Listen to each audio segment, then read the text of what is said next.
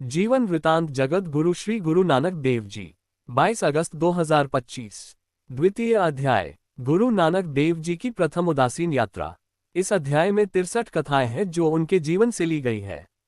हर रोज कथाएं क्रम अनुसार पोस्ट होगी। आज की कथा संख्या 41 पोस्ट हो रही है।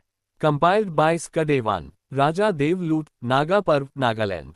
चिटगांव से प्रस्थान कर श्री गुरु नानक देव जी कई महत्वपूर्ण स्थानों से होते हुए तथा कई लोगों से मिलते हुए आदिवासी क्षेत्र में पहुंचे। वहां पर दो कबीलों का परस्पर झगड़ा सदैव बना रहता था। अधिक शक्तिशाली कबीले का सरदार देवलूट नाम का व्यक्ति था जो कि वास्तव में बहुत क्रूर था। वह विरोधी पक्ष के व्यक्तियों को बहुत बेदर्दी से मौत के घाट उतार देता था, जिसके कारण दोनों पक्षों में प्रतिशोध की भावना से समय असमय गुरिल्ला युद्ध होता ही रहता था तथा वे एक दूसरे को क्षति पहुंचाने की होड़ में लीन रहते थे, जिससे उस क्षेत्र का विकास न हो सके। प्रत्येक क्षण अनिश्चितता के कारण खेती बाड़ी इत्यादि भी नहीं हो पाती थी, इसलिए भोजन का एकमात्र साधन कंदमूल, फल तथा शिकार ही थे। वस्त्र इत्यादि के लिए साधन, धन इत्यादि न जुटा पाने के कारण नर नारी केवल जन्नेंद्रियां ढकने के लिए घास या पत्तों का प्रयोग करते थे। जब गुरुदेव वहां पहुंचे तो देवलूट कबीले के व्यक्ति झट से इनको पकड़कर अपने सरदार के पास ले गए। उनका विचार था कि शायद गुरु नानक देव जी तथा उनके साथी कहीं विरोधी पक्ष के सहयोगी तो नहीं। देवलूट अपनी विकराल आकृति के कारण पहले ही भयंकर दिखाई देता था।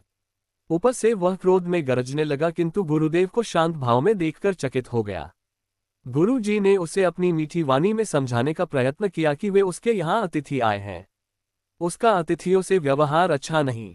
गुरुदेव की वैभवशाली प्रतिभा से वह बहुत प्रभावित हुआ और उसने गुरुदेव के लिए भोजन की व्यवस्था तुरंत करने को कहा और गुरुदेव से विचार विमर्श करने लगा। गुरुदेव ने उसे समझाया कि उसके दुखों का कारण आपसी कलह कलेश है।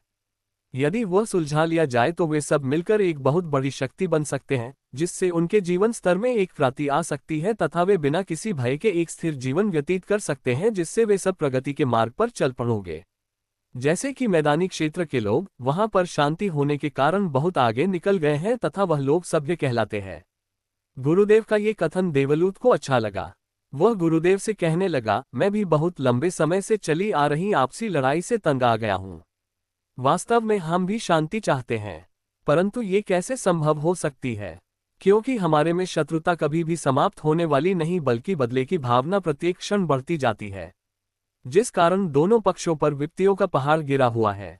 कोई भी दिन चैन से नहीं गुजरता। गुरुदेव कहने लगे, हम दोनों कबीलों का परस्पर समझौता करवाने की चेष्टा करते हैं। यदि तुम हमारी शर्तें स्वीकार करते हो तो यह असंभव भी संभव हो सकता है। देवलूट कहने लगा, वे शर्तें क्या होंगी? गुरुदेव का उत्तर था, बस विरोधी पक्ष के कबीलों को भी अपने जैसे जीने का अधिकार देना है, उनसे दुर्व्यवहार नहीं करना। मुख्य झगड़ा तो एक दूसरे से घृणा करने का है। जब आप उनको जीने का समान अधिकार देंगे तो झगड़े स्वयं समाप्त हो जाएंगे। देवलूट ने इस तथ्य पर सहमति प्रकट की। इस तरह एक दिन उसके सिपाही विरोधी कबीले के कुछ व्यक्तियों को पकड़कर ले आए और देवलूट से कहा, ये लोग हमारी बस्तियों को जलाने आए थे, परंतु हमने समय रहते इन्हें पकड़ लिया है। ये सुनते ही देवलूट ने उनके लिए मृत्यु दंड की घोषणा तुरंत कर दी, किंतु गुरुदेव ने हस्तक्षेप किया और कहा, नहीं, यहीं पर तुम भूल कर रहे हो।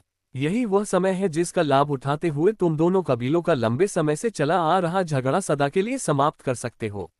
देवलूट पूछने लगा, अब मुझे क्या करना चाहिए? गुरुदेव ने उसे परामर्श दिया कि उन कैदियों से बहुत भद्र व्यवहार किया जाए तथा उनका मन जीता जाए। इसके पश्चात इन्हीं लोगों के हाथों संदेश भेजकर विपक्षी कबीले के सरदार तथा उनके सहयोगियों से समझौते की वार्ता चलाई जाए। आशा है इस अच्छे कार्य में सफलता अवश्य मिलेगी। देवलूट को गुरुदेव का सुझाव अच्छा लगा। उसने कैदियों से बहुत अच्छा व्यवहार किया तथा उन्हें गुरुदेव से मिलाया। गुरुदेव ने उन कैदियों को समझाया बुझाया कि परस्पर प्यार से मिलजुल कर रहने में ही सबका भला है। वे सब एक समझौते के लिए अपने कबीले को सहमत करें। यह प्रस्ताव उनको भी अच्छा लगा। वास्तव में वे भी ऐसा चाहते थे, अतः वे भी तुरंत मान गए। इसलिए उनको स्वतंत्र कर दिया गया ताकि वह अपने कबीले को इस कार्य के लिए प्रेरित कर सकें। कुछ दिन बाद गुरुदेव की मध्यस्थता में दोनों पक्षों की सभा हुई। गुरुदेव से प्रेरणा पाकर देवलूट ने बहुत उदारता का परिचय दिया, अतः विपक्षी कबीले ने भी आतंक न करने का आश्वासन दिया तथा शपथ ली कि यदि उन्हें समानता से जीने का अधिकार मिल जाए तो वे प्रतिशोध की भावना का त्याग कर देंगे। गुरुदेव ने अपनी देखरेख में दोनों कबीलों का मिलन करवाया तथा सभी ने भ्रातृत्व की भावना से जीने की इच्छा व्यक्त की। इस प्रकार आदिवासी नागा पर्वतीय क्षेत्र की लंबे समय से चली आ रही आपसी शत्रुता, गृह युद्ध जैसी परिस्थिति सदैव के लिए समाप्त हो गई। वे लोग आगामी जीवन में उन्नति के पथ पर चलने लगे। गुरुदेव ने अपना आगे प्रस्थान का कार्यक्रम बनाया। वाहे गुरु जी का खालसा, वाहे गुरु जी की फतेह। द्वितीय अध्याय, प्रथम उदासी। अगले पाठ कथा 42। पद्माक नूर शाह, गोलाघाट, कामरूप, आसाम। बोलो जयकारा बोल मेरे श्री गुरु महाराज जी की जय। Compiled by स्कडेवान।